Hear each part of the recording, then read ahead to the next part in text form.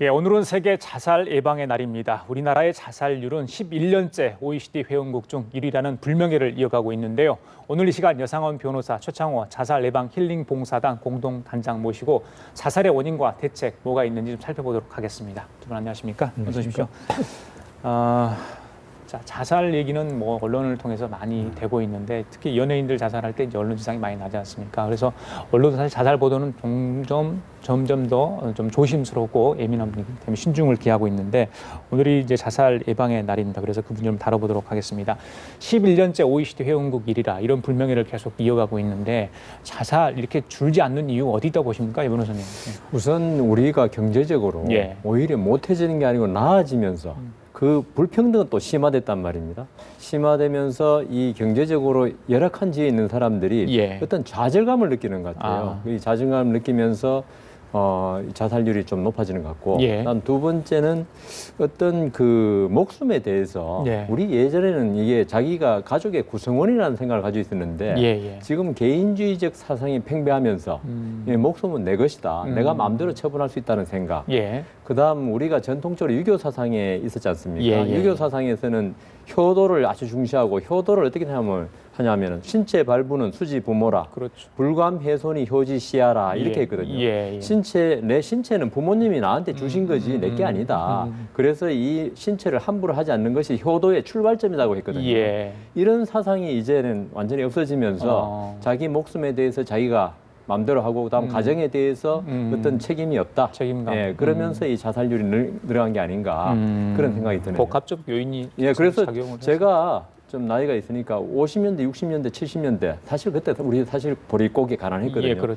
그때는 자살이 거의 없었어요. 그때는 자살 한번 생기면 신문에 진짜 대서특필될 정도였습니다. 지금은 거의 뭐 며칠 만에 자살 소식이 들릴 정도니까 그러니까 경제적으로 아주 못 산다고 자살이 늘고 이런 게 아니고 어떤 경제적 문제가 있지만 그보다 더 큰 심리적 요인이 있을 것이다 이런 생각이 듭니다. 그래요. 자살 충동을 느끼는 이유가 여러 가지 있을 것 같은데 10만 명당 자살률이 28.5명 굉장히 높은 수치 아니겠습니까? 어떤 요인들이 있나요? 충동 요인 중에는? 일단은 우리가 이제 자살을 선진국병이라고 표현을 하거든요. 왜냐하면 이제 가난하고 못 살다가 아까 여 변호사님 말씀하시지만 경제적으로 조금 부유해지면서 과도기적인 특성으로 나타나기도 하고요. 그래서 뭐 미국이나 헝가리나 다 이런 것 때문에 일본이나 다 고생을 했고 고민을 했는데 우리가 그 와중에 지금 와 있고요. 최근에 뭐 한 20년 사이에 급증하고 있고 그런 측면에서 보면 최근에는 이제 그 노인 자살뿐만 아니라 청소년 자살에까지 이어지고 있는데 가장 중요한 요인은 이제 그 중에서도 이제 우리가 게임 중독이라든가 스마트폰 중독 또 그리고 이제 여러 가지 게임상에서 보면 죽음이라는 게 뭐 막 죽일 수도 있고 살릴 수도 있고 뭐 그런 것들의 복합적인 거에서 또 이제 심리적인 허기 또 혼자 이제 자살하지 않고 SNS 같은 게 발달하면서 동반 자살 이런 것들이 다 이제 자살률을 높이는 하나의 중요한 원인인데 교통사고 사망률보다 실제로 더 높고 또 우리나라가 OECD 사망률 아까 말씀하셨듯이 11년째 지금 자살률이 굉장히 1등을 달리고 있다는 불명예를 가지고 있기 때문에 이건 국가적인 재난이라고 봐야 됩니다. 예전 같은 경우는 자살 취약계층이 노년층 아니었습니까? 어떤 경제적으로 약간 좀 어려운 분들 그리고 뭐 가정에서 이제 은퇴 후에 어떤 고독 그런 때문에 밀려 자살했는데 요즘에는 20, 30대가 굉장히 자살률이 높다고 그럽니다. 이런 게 어떤 최근에 어떤 사회적 환경, 뭐 극심한 취업난 이런 부분하고 관련이 좀 있을까요? 그 일부분 관련이 있고요. 그런데 제 생각에 결국 행복감의 상실, 그게 좌절로 이어지지 않겠습니까? 딴 사람 행복한데 왜 나는 이렇게 불행할까? 상대적 박탈감 이런 젊은이들이 이 취직하고 동창이 한 사람 취직하고 월급 잘 받는데 나는 집에서 백수로 생활할 때 그 좌절감 그게 결국은 그 어떤 그 장래에 대한 희망의 상실 아무리 지금 가난하고 이래도 희망이 있으면 이게 살아남거든요.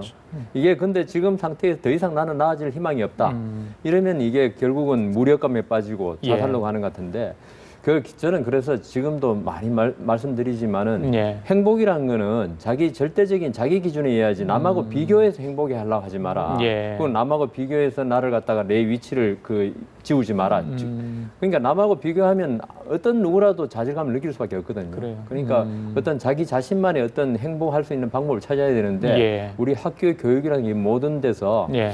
어떤 행복해지는 방법을 가르치지 않는 거 이게 그 20대, 30대 예. 이 사람들 물론 취직의 문제도 있지만 그것도 결국은 행복감과 연결되는 거니까 예. 그 어떤 행복해지는 방법을 좀 교육을 잘 시켜야 한다 이런 생각이 드네요. 예. 교육 현장 얘기도 하셨는데 10대 자살률도 세계 1위라고 합니다. 정말 좀 창피하면서도 불명예스럽고 그런 상황인데 아까 잠깐 이야기하셨지만 어떤 스마트폰이나 이런 거에 대한 외부적 영향도 있겠지만 어떤 학업 스트레스나 할지 교육 현장에서 또 가정 내에서 어떤 문제들 이런 것들이 청소년한테 너무 스트레스로 압박으로 작용하지 않을까 이런 생각을 해보요. 그 이제 최근에 뭐 오늘도 이제 우리 연합뉴스에서도 뭐 발표를 했지만 학생들 같은 경우에는 학업 스트레스도 많지만 그러다 보니까 이제 잠이 부족하잖아요. 잠이 부족하면 엄청난 집중력 저하, 불안, 우울감 그런 것들을 느낄 수 있기 때문에 그렇죠. 하루 최소한 7시간 이상 자라고 해야 되는데 예. 뭐 3당 오락이니 어떻게 잡니까? 네? 예. 잘 수가 없는 이 예. 현실에서 예. 그러면 숙면이라도 취할 수 있게 또 도와줘야 되고 모든 자살은 스트레스가 관련이 있죠. 급발성 스트레스가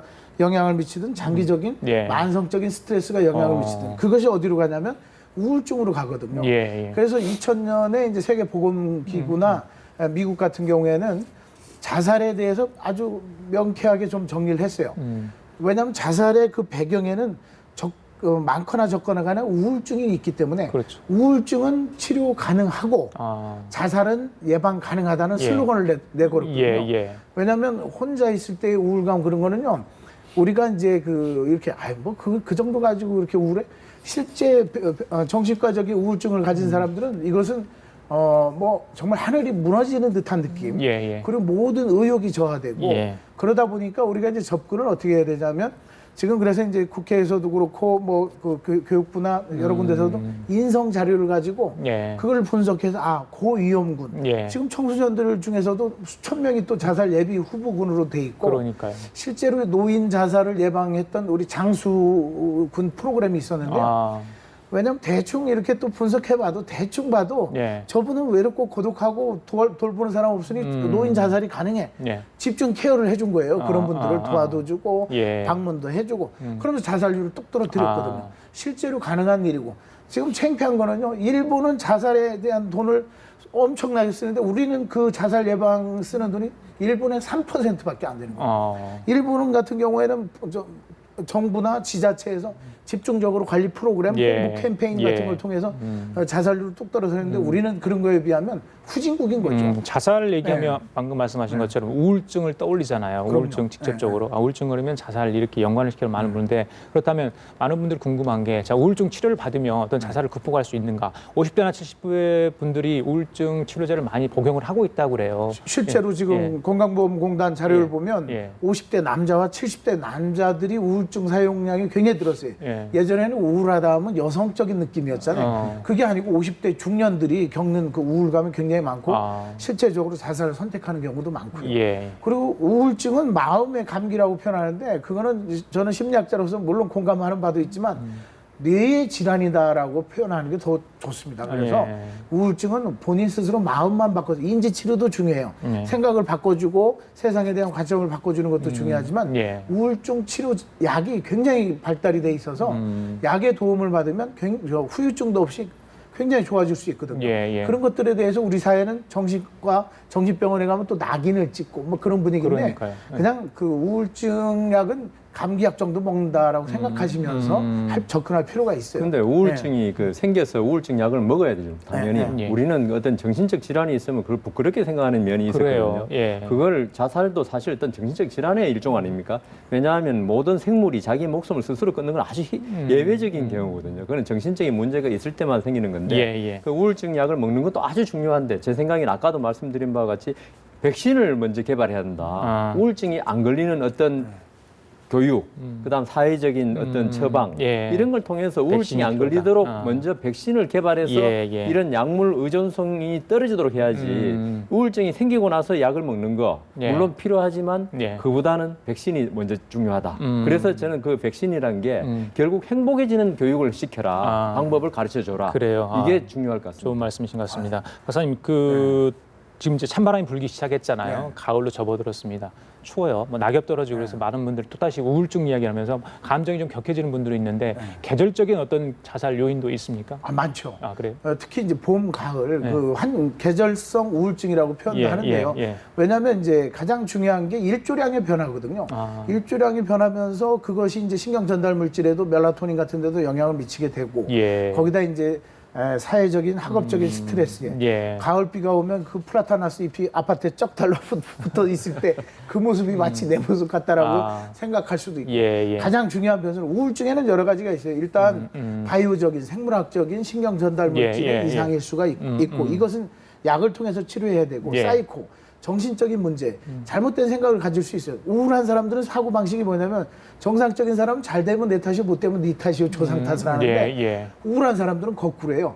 못 되면 내 탓이요, 내가 그리고 잘 되면 그냥 우연히 조상 예. 탓 때문에 예, 됐다라고 예, 생각을 예. 거꾸로 이 인지를 바꿔줘요, 생각을.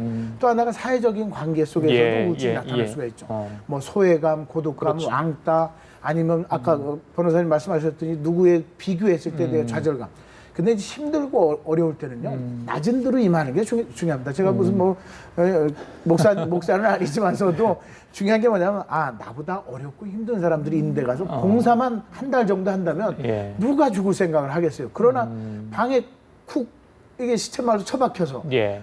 햇볕도 안 보고 그러면서 SNS로 자기와 입장 비슷한 사람들끼리 예, 만나서 예. 쉽게 번개탄 사가지고 술 한잔 먹고 번개탄 펴놓고 이렇게 아유. 죽는 이런 것들은 저는요 자살은 질병이라고도 표현하지만 예, 예. 자살은 범죄입니다. 우리 전직 대통령 무슨 모기업 회장 아주 잘 나가는 연예인 그런 사람들이 죽는 거는요 우리 사회에 엄청난 범죄를 저지르고 가는 거예요. 왜냐하면 직접적으로 한 사람이 죽으면 주변 6사람에게 그렇죠. 직접적인 피해를 주고 그로 인해 그 밖에 있는 분들은 더 이제 조금 약하지만 또 예, 영향을 예, 받는데 맞습니다. 예. 최진실 씨가 죽으니까 동생도 따라 죽죠, 남편도 따라 죽죠. 이렇게 되는 사회가 되는 거거든요. 그래서 자살은 범죄라고 해서 자기만 죽는 명예 자살은 없습니다. 그래서 자살은 뒤르갱이, 이기적 자살, 이타적 자살, 예. 아노미적 자살 이렇게 구분을 했을 예. 때 지금 우리 현대사회에서 겪는 아노미적 자살이 굉장히 많은 거죠. 그래요. 네. 그 주변에 그러니까 인생을 살다 보면 아주 어려운 상황에 처하다 보면 누구나 한 번쯤은 극단적인 상황을 어떤 가정하면서 생각을 할 것 같은데 그 혹시 이제 주변에 이런 걸 생각하는 분들이 평소와 다른 모습, 그러니까 자살의 어떤 징후를 보이는 경우가 있다고 그럽니다. 박사님 어떤 걸 보면 그렇게 알 수가 있습니까? 그 일단은 그 자살에는 징후가 있고 사인이 있다고 하는 건 예. 그 과학적으로도 맞습니다. 그래요? 그 뭐 주변 정리라든가 예. 죽음에 대한 이야기들을 한다거나 아니면 평소에 다른 분들한테 예. 호의를 베풀고 갑자기 뭐 이제 SNS를 안 하던 행동을 하고 뭐 그런 것들도 있고 굉장히 그 뭔가 행동 변화 아니면 심리적으로 기존의 어떤 스타일에 너무 좀 변했다. 어떤 뚜렷한 계기도 없는데 예. 또 하나가 이제 그러면서도 주변에 최근에 이제 어떤 마음의 상처 아니면 좌절 예. 뭐 그런 것들이 이제 복합적으로 예, 예. 영향을 미치게 되기 때문에 유심히 관심을 가지면 되고 그런 분들에게는 혼자 놔두는 게 아니라 예. 정말 적극적으로 상담도 좀 하게 하고 심리치료도 좀 하게 하고 아니면 상황을 좀 바꿔줄 필요도 있고요. 그래요. 그리고 이게 아니면 인생은 끝이라는 게 아니잖아요. 여러 가지 길이 있잖아요. 굳이 좋은 대학만 학생들 가서 좋은 대학만 가는 게 아니라 요즘은 좋은 학과를 가서 좋은 직업을 갖는 게 좋은 세상이 된 거잖아요. 예. 그러니까 어떤 목표의 조절 이런 그렇죠. 것들도 필요하죠. 행복의 기준은 어디다 두는 제 게 굉장히 생각에는 예. 인생에 있어서 사람이 자살하기에는 허무주의에 빠지지 않을까. 그러니까 인생의 의미를 잃어버리는 겁니다. 그러니까 인생이라는 건 살아있는 자체만으로도 의미를 가지는 사람이 있고 예. 그다음 뭐 어떤 돈을 많이 벌어서 의미 가지는 사람이 있고 근데 이 자살 직전에 있는 사람은 허무주의 모든 게 의미가 없는 거죠 인생에서. 예. 그러니까 그 인생에 산다는 그 자체가 예. 의미가 없어지니까 이 허무주의를 없애는 게 아까 말씀드린 어떤 행복 교육도 되는 예, 거고 예. 인생에 있어서 그 단선적인 그러니까 그 출세라든가 예. 뭐 돈이라든가 이런 하나의 가치 기준을 세워놓고 거기서 탈락한 나는 아무 의미 없다 이런 게 아니고 인생의 다원주의 우리 예. 사회가 가장 부족한 게 저는 다원주의의 부족이라거든요. 예. 인생에는 이렇게 사는 사람도 있고 이렇게 사는 사람도 있고 이렇게 다 행복할 수 있는데 우리 사회는 한 가지만 아까 예. 대학 이야기하셨지만 S대학 들어가야지 가장 좋은 거고 그다음 나머지 대학은 좀 더 실패한 낙오자다 예. 이런 단선주의를 갖다가 빨리 그 불식시키는 예. 게 좋은 것 같습니다. 자, 변호사님, 그 자살은 어떤 개인적 병리 문제가 아니잖아요. 이제는 사회적 문제인데 그 어떤 자살 사이트에 들어가가지고 그러니까 뭐 회원으로 가입을 해가지고 집단 자살하는 경우가 저희들이 그렇죠. 갖고 접해요. 자, 이런 그 사이트를 운영하는 사람들에 대한 어떤 처벌, 이 사이트를 폐쇄시키거나 이런 어떤 그러니까 사법적인 조치가 필요할 것 같은데요. 변호사님 어떻게 보세요? 저는 충분히 필요하고요. 예, 좀 더 그거는 강력하게.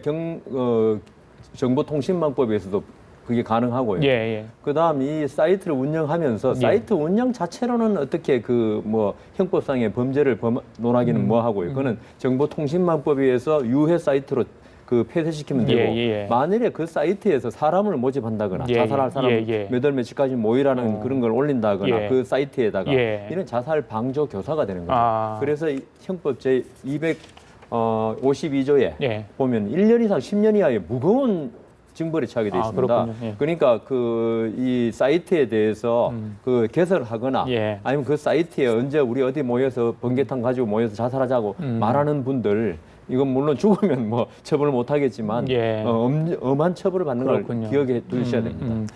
자, 박사님, 그리고 그 마포대교 생명의 달이 있잖아요. 네. 그게 이제 9월까지만 운영이 되고 이제 더 이상 운영을 안 해서 서울시에서 다른 방안을 지금 모색을 하고 있다고 합니다. 사실 여러 가지 저희들 마포대교 건너보면 뭐 글귀에 써 있잖아요. 네. 희망을 준 글귀에 써 있는데 사실 이게 효과가 없다 이런 판단을 한 것 같아요. 어떻게 보십니까, 사실? 너무 이제 성급한 거고요. 예. 그 367명이 이제 그 자살을 시도하거나 네. 했는데 예. 마포대교가 뭐 생명의 달이가 아니라 여기 죽음의 달이 비슷하게 돼 있는데 예. 이거 그런 노력이라도 해야 된다는 거죠.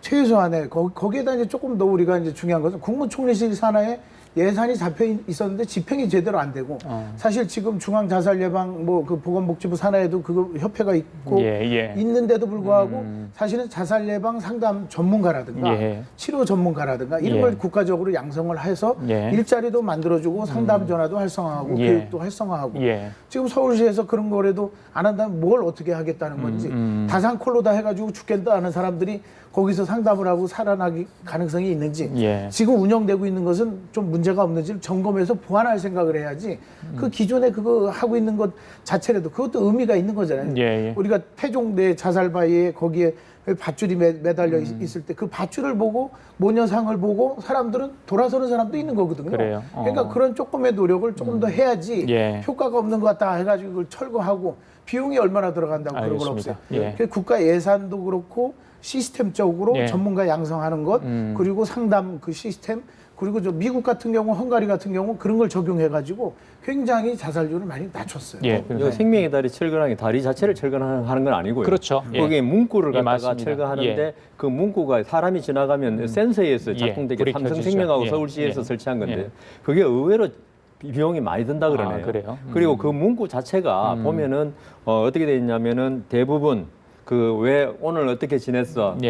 나는 당신을 따뜻함에 보듬어주고 싶어. 이런 문구인데 이게 자살 동기가 워낙 다양한데 요거는 어떤 고독감을 느끼는 사람이 필요한 건데 어떤 경제적 동기가 지금 자살이 가장 많다는데 거기에 대해서는 큰 도움이 안 된다. 그 두 가지 요인에서 아마 그 문구 철거를 갖다 결정이 된 것 같습니다. 삼성생명이 얼마나 돈이 많습니까? 그러면 그 문구를 좀 더 다양하게 하든지 아니면 그 일자리 때문에 한 사람들이 일자리를 창출해 주든지 그런 거 사회복지적으로 다 충분히 나누어야 되는데 그런 것들이 좀 부족해요. 알겠습니다. 주변에 따뜻한 관심이 좀 필요할 것 같습니다. 지금까지 여상원 변호사 그리고 최창호 자살예방 힐링봉사단 공동당장이었습니다. 말씀 잘 들었습니다.